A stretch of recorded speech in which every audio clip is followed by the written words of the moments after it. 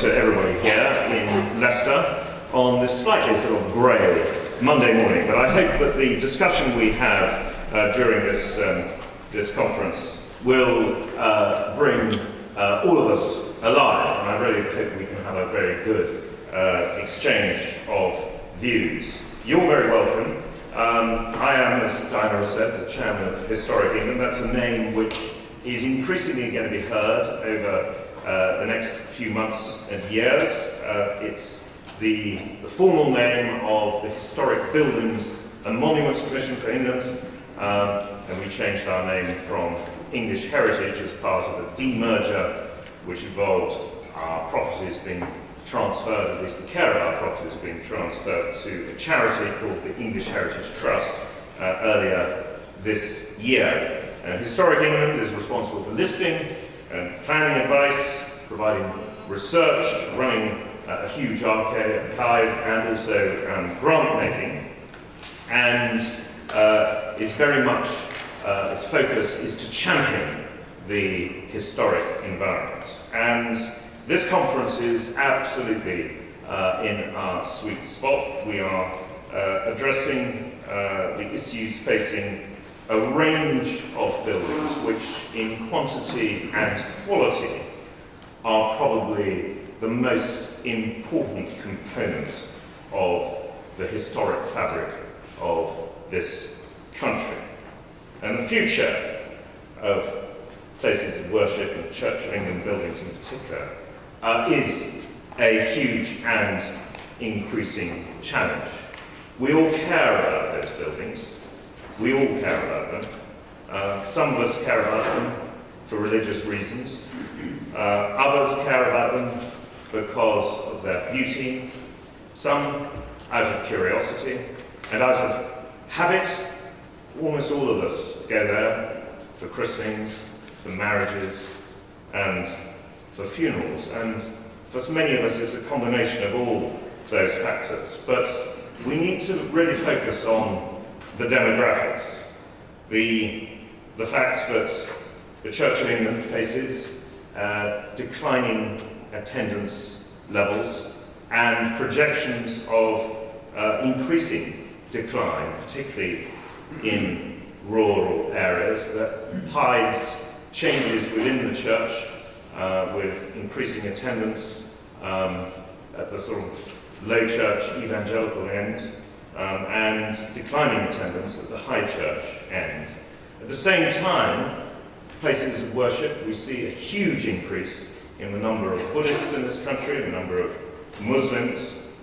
We also see changed uses for many church buildings. The Church's Conservation Trust needs to receive an accolade for what it does in looking after many and an increasing number of redundant churches.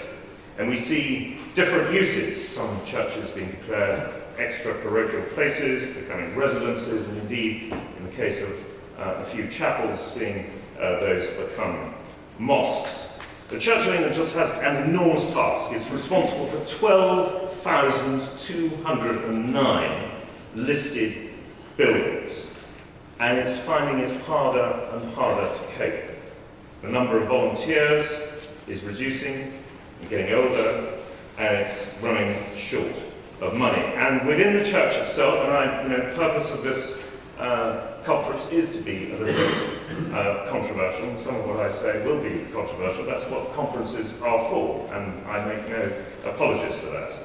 Within the church, there is some sort of division in the ranks. There is a school within the church that believes that there is going to be a great evangelical revival and that this is all a temporary problem. There's also a view within the church that actually these buildings are a complete nightmare and they should be got rid of. The sort of Giles Fraser school of thought, which says, my mission is to save souls, not to save steeples. And then there's the church buildings report, which our next speaker has very much led the charge on, which has come up with the concept of festival churches, which effectively involves some churches, particularly in rural areas, being put in mothballs and brought out on high days and holidays. Now, these buildings are absolutely, as I've said, a part of our national fabric. The Church of England, as I say, is finding it increasingly difficult to afford the upkeep of these buildings. There have been a series of handouts from government. Over the last 2 years, the Chancellor of the Exchequer has given a total of £55 million towards church roofs, increasing it. Initially it was 15 million, then it went up by another 40 to make a total of 55. He's also given 20 million for cathedrals associated with the First World War commemoration. So that's a total of £75 million, great handout from the taxpayer. That is equivalent to 5 years of Historic England's grant budget for looking after all the rest of the heritage of England. Now, I'm not complaining about that, but I just make the point that this dependence on taxpayers cannot be sustainable in the long term. If the complexion of government changes, then that tap may well be turned off or reduced. So we need to have a great national debate involving representatives from all parts of the nation. That's agnostics, atheists, representatives from other religions, and of course the Church of England, vitally the Church of England, to try and find a solution with the theme that this is our heritage and it has universal value, which is of value to all of us. And any solution, I suspect, has to be local. We've already seen great examples of solutions. It has to involve local councils, local businesses, charities, volunteers, and of course, faith groups. And it needs local solutions, whether it's councils actually looking to impose some form of levy, as they have for the use of parks and gardens, whether it's involving new uses, and we've seen some of that, churches being used as places of worship, but also as cafes, or post offices, or restaurants, or libraries, or GP surgeries for concerts, any combination of those. What it needs is innovation and partnership. And we need to consider how the management of these places also interacts with the planning system. That's where Historic England comes in, and also the ecclesiastical exemption scheme. We need to look at how the planning system and the listing framework interacts with what can and what cannot be done. Now, some people have suggested that one way of doing this is to convene a royal commission. Obviously, absolutely with full participation of the Church of England, because they are the absolute main player of this. But a royal commission would enable others also to become involved. It would involve us at Historic England, it would involve government, and it would involve all those with an interest. And it needs cool heads, because we have to have cool heads about this. We have to have well-founded research, we have to look at the facts and figures, we have to think strategically, but there needs to be practical solutions. So that's why I'm saying all this in the context of opening this conference, but in the hope that we can have open minds and a really open debate, and that people can say what they think without fear or favour. Now, I'm going to move now to our first speaker, just to say that our first speaker is the Bishop of Worcester, the Right Reverend John Inge. He started his career as a chemistry teacher at Lancing College, and then was ordained in 1983. He became Bishop of Huntingdon in 2003, and the 113th Bishop of Worcester in 2008. He's very well qualified to help us debate these issues. In 2003, he published a book, A Christian Theology of Place, based on his PhD research at Durham University. He also, in 2007, published Living in Love in conversation with the #1 ladies detective agency. So given this conference's theme of listening to diverse perspectives, that may be equally relevant. Anyway, Bishop.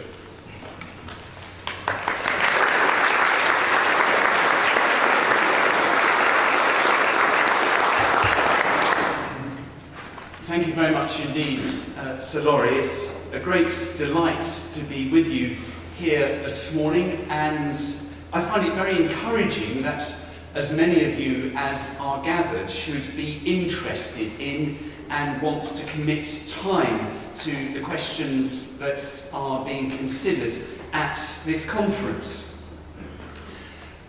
Church buildings have become my special subject since about 2 years ago I became the lead bishop on cathedrals and church buildings.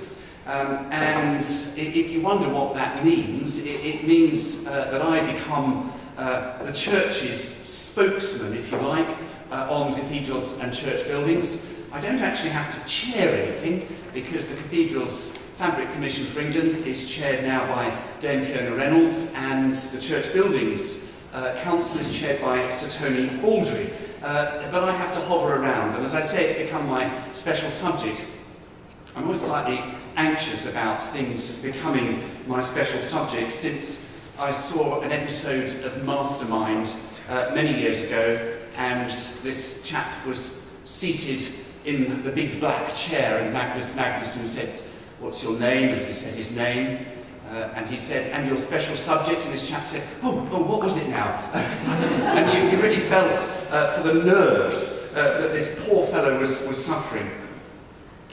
I have, I suppose, a qualification in my academic interest in the theological significance of place, but I've also been passionate about church buildings for as long as I can remember, and of the several reasons for which one might have an interest in church buildings, which Sir Laurie articulated, I think I can tick all the boxes. I'm interested in them for all those reasons.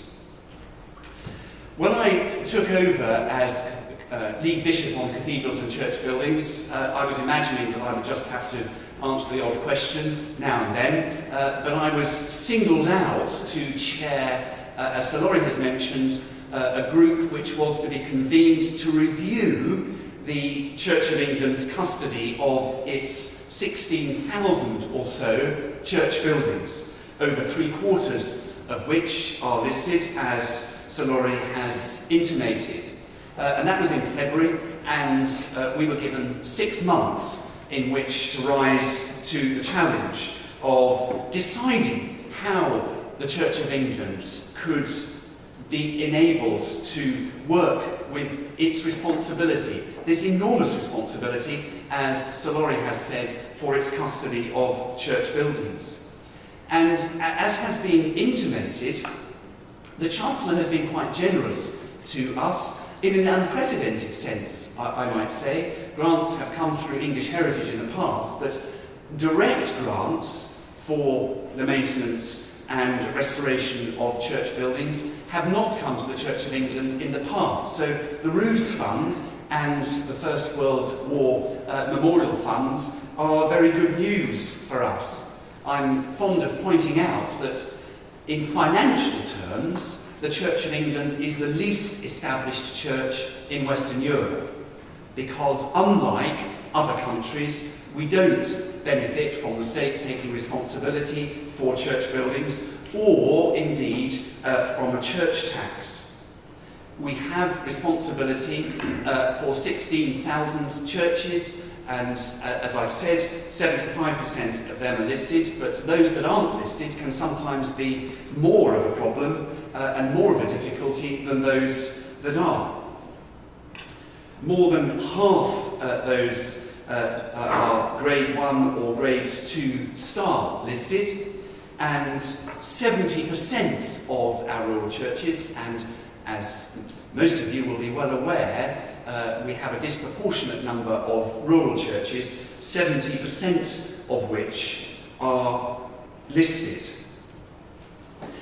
The reports that we have produced, which some of you will have looked at or even read, does provide some helpful, we thought, statistics.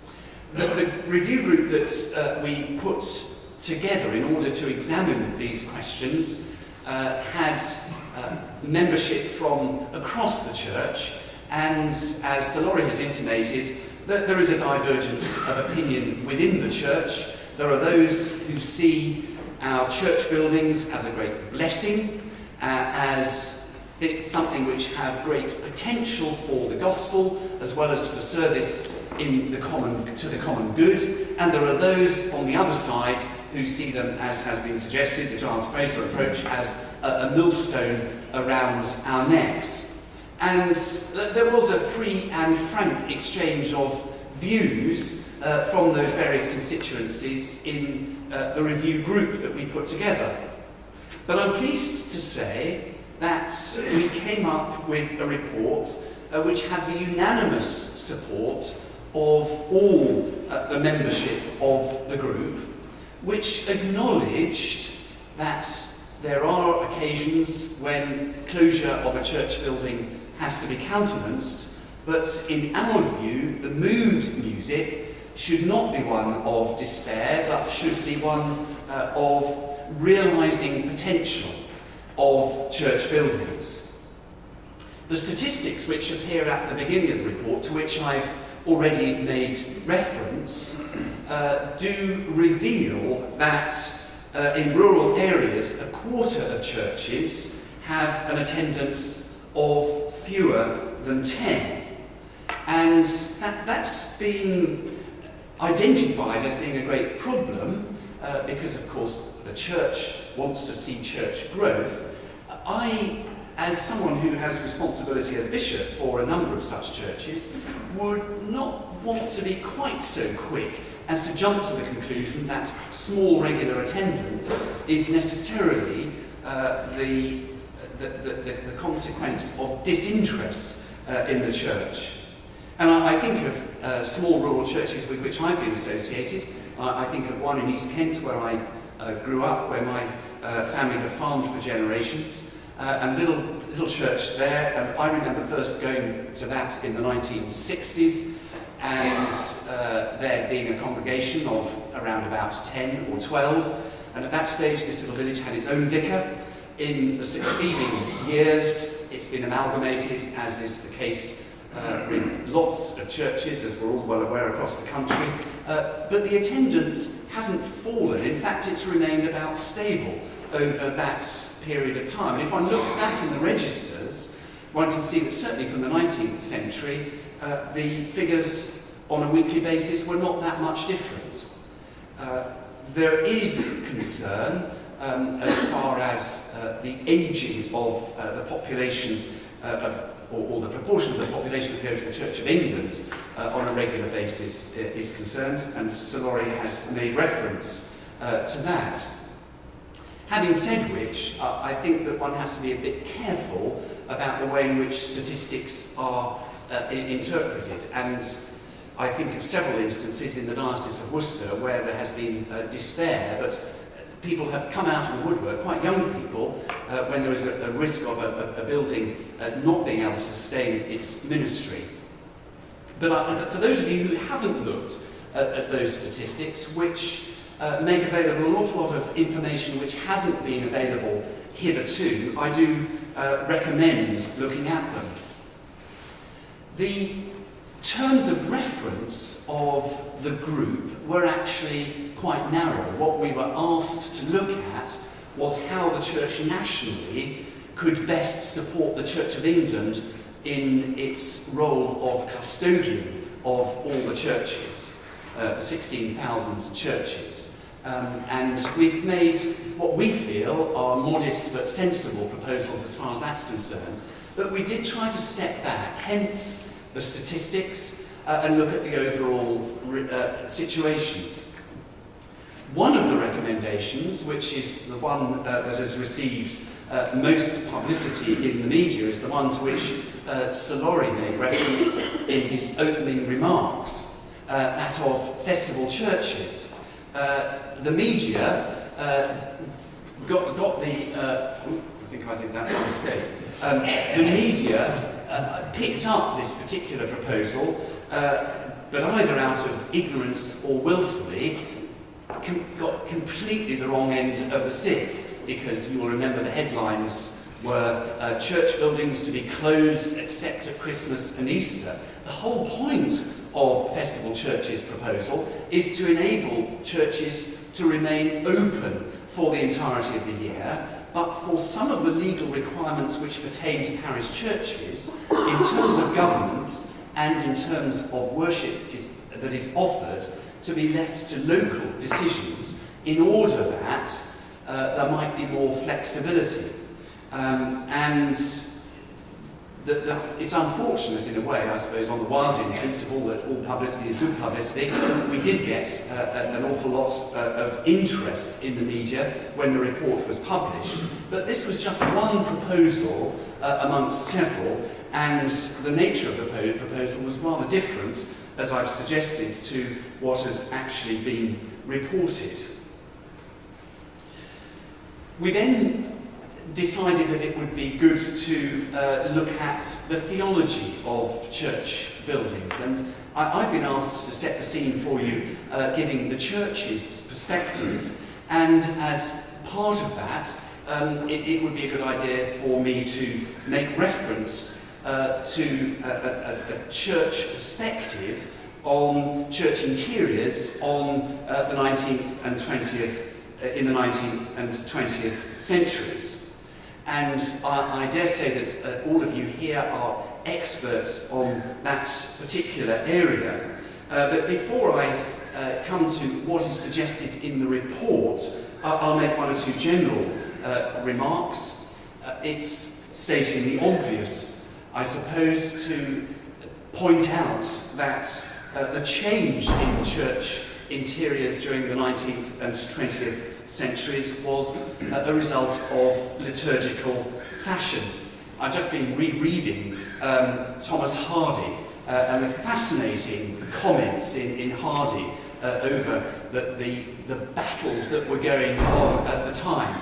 And I think of the changes not just in terms of the interior of churches, but the advent of organs and the way in which choirs were introduced and abandoned, and all that sort of thing. And it's true to say, of course, that the 19th and 20th centuries were times of great change as far as liturgical fashion was concerned. A time of a great change and renewal. There are those who bemoan some aspects of the Gothic revival. I have to confess that since I'm not a great fan of Baroque, I'm really pleased that Baroque had gone out of fashion in this country rather before that great restoration of the 19th century took place, but you may have different views on that. And of course, it's true to say that whether one approves of all the changes that were made during the 19th century or not, a lot of churches were in a most appalling state of repair at the end of the 18th century and were saved as a result of all the money that was spent on them, with a particular, in most cases, liturgical perspective in mind. And it's worth adding, I think, that the churches up and down our land are arguably in a better state of repair now than they have ever been, from the point of view of the fabric. And that is indeed good news.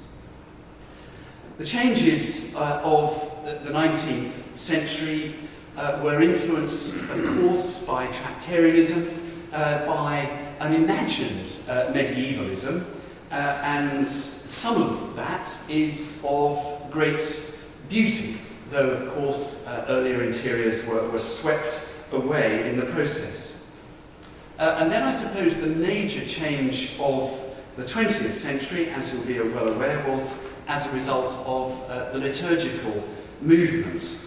And the most pronounced effects of that, it seems to me, are in Roman Catholic rather than Anglican churches. Anglican churches have been reordered, but generally in a rather Anglican half-hearted fashion, whereas Roman Catholic church interiors, as a result of Vatican II, were reordered in a way that, well, in my mind, was sometimes quite destructive. I think of some of the wonderful pew interiors that were destroyed. I'm not a great expert, some of you will be, on the church in Sweden, but it's said that if one wants to see what churches would have been like before the Reformation, then one really needs to go to Sweden, because the Lutheran Church in Sweden has a great deal of churches which have pretty much remained untouched. So if changes in the 19th and 20th centuries have been a result of those sort of liturgical fashions, what are the pressures coming from the church as far as interiors are concerned now? Well, there will continue to be efforts on the part of church people to reorder churches according to liturgical style. And that's, as you will well know, still going on. Tension seems to focus very often on the removal of pews. I was accosted in a country church in Worcestershire about 3 Sundays ago by a lady who was absolutely appalled at the proposal for the removal of some pews which had been paid for and put in by her great-grandfather in 1904. And she said he imagined, as did I, that these pews were put in for all time. They're of no great architectural merit, nor do they really befit the church. But of course feelings run very high on that sort of thing. But as far as the church is concerned, and the report that we've produced is concerned, as far as we're concerned, the pressure will come not from liturgical use so much, but from the encouragement of the sort of adapting to which Laurie made reference in his opening remarks. One of the things that struck us in the review group was that some churches have been rather marginalised, and we believe that that is as a result of a sort of pietism that has crept in over a long period of time, and we could argue about the causes of it, we could argue about the timing of it, but over a long period of time which has seen everything other than worship excluded from our parish churches. And that seems to us to be a travesty, because church buildings were built, of course, for the glory of God. And what we suggest in our report is that it's important that they should embody both parts of our Lord's summary of the law. In other words, they should be there for worship. That's their primary purpose. And many of us would argue that our primary purpose as human beings is the worship of Almighty God. But the second great commandment, the love of neighbour, has implications for church buildings as well as for disciples. In other words, church buildings should be vibrant centres of service of the community just as much as they should be centres for the worship of Almighty God. And the exclusion of other activities from church buildings has led, in some cases, quite a lot of cases, to their marginalisation, particularly from the life of villages. I was one of those who rather bemoaned all the effort that was put into the building of church halls around about the time of the millennium, because it seems to me that that has led to the further marginalisation of churches from the life of villages.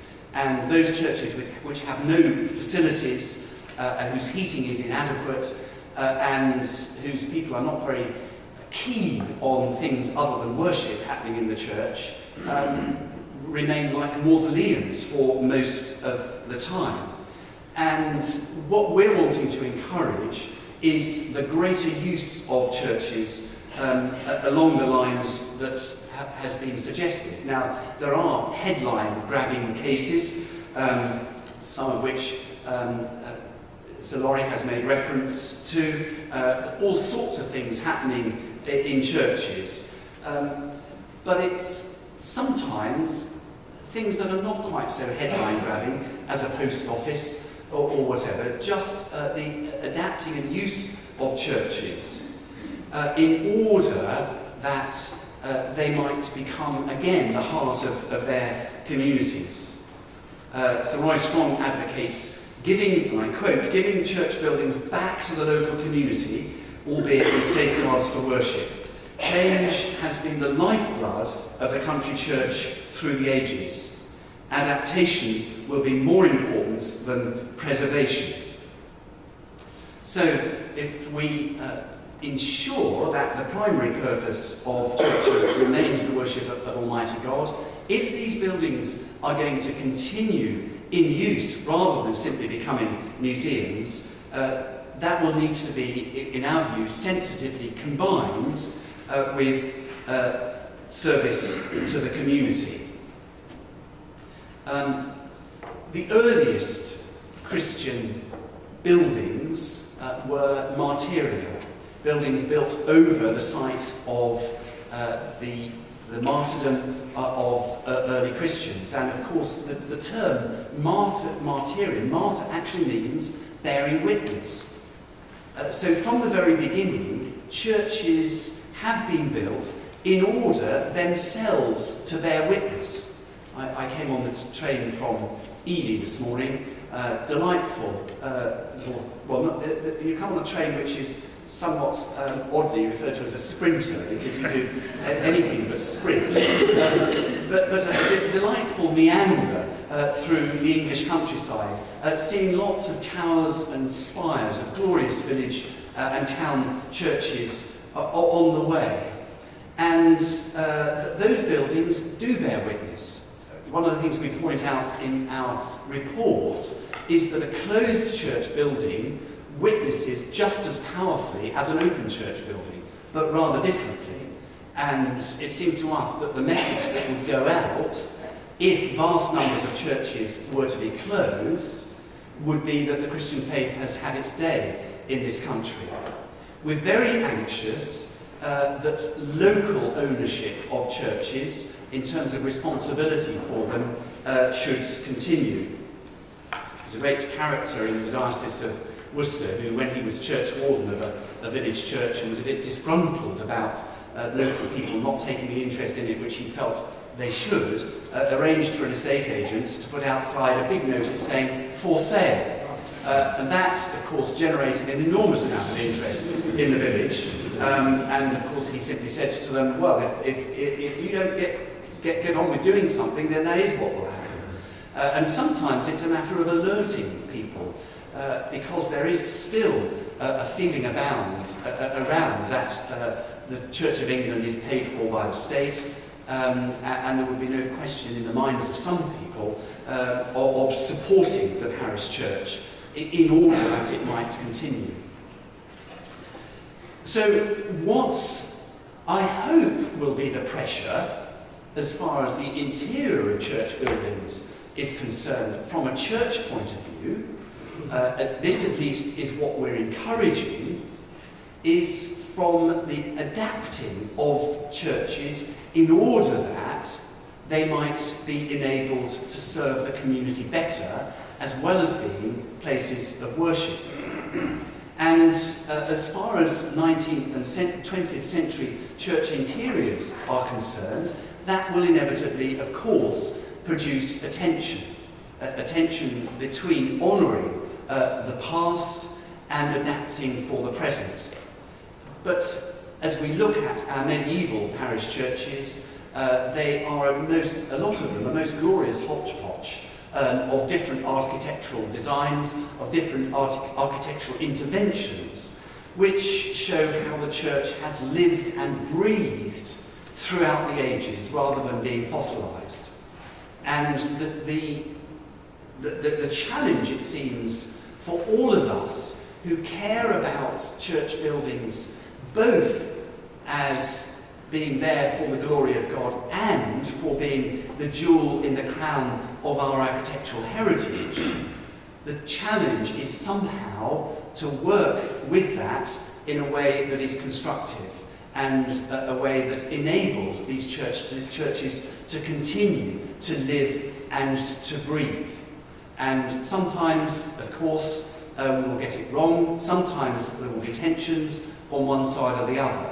But I do believe that if our churches, our very many churches, which are a great glory of this country, both architecturally and spiritually, if they are to thrive in the future, then that is the balance upon which we need to work. Thank you very much indeed.